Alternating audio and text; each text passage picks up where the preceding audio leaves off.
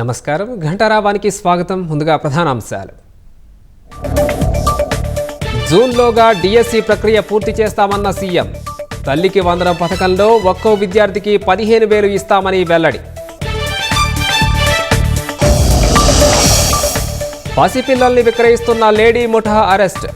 3 శిశువులను రక్షించిన Vijayawada task force పోలీసులు.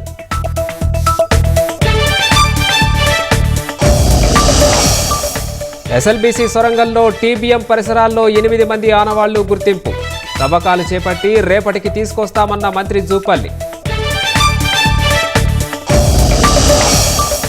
ఛత్తీస్గఢ్లోని సుక్మా జిల్లాలో ఎదురు కాల్పులు. 2 మావోయిస్టులు మృతి.